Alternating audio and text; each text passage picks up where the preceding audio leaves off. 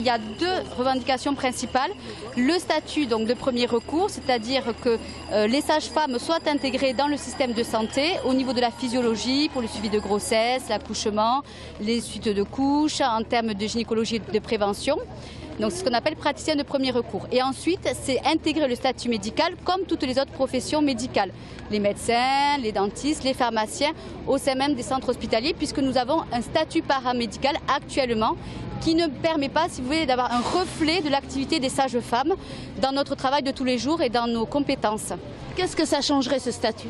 Alors ça changerait que, par exemple, nous faisons, pour vous donner un exemple précis, 80% des accouchements physiologiques sont faits par des sages-femmes à l'hôpital, sans médecin. Et cette activité, si vous voulez, n'est pas dans les cotations, puisque nous ne pouvons pas avoir accès aux cotations médicales. Donc nous ne le faisons pas au nom des sages-femmes, mais au nom des médecins gynécologues obstétriciens. Notre responsabilité médicale n'est pas reconnue. Elle existe, mais elle n'est pas reconnue. Vous avez également parmi vos revendications des revendications salariales. Quel est le salaire d'une sage-femme hospitalière en début de carrière et comment ça évolue? Au début de carrière, on a 1500 bruts pour finir à 2600 bruts en fin de carrière. Qu'est-ce que vous souhaiteriez? Ça, c'est les grilles salariales qui vont être de nouveau négociées en fonction du statut médical.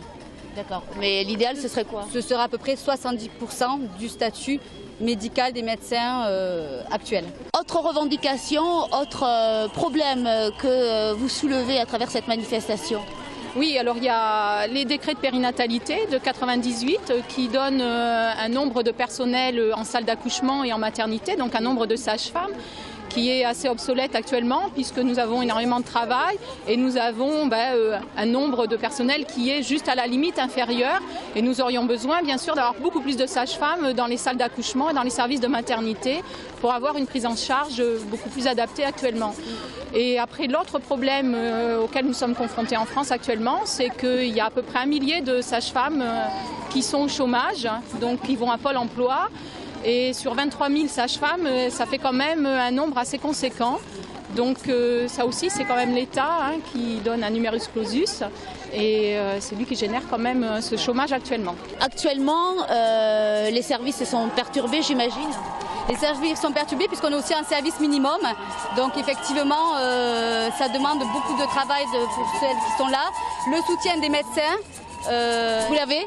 On a le soutien des médecins, bien sûr. Nous avons tout à fait le soutien des médecins.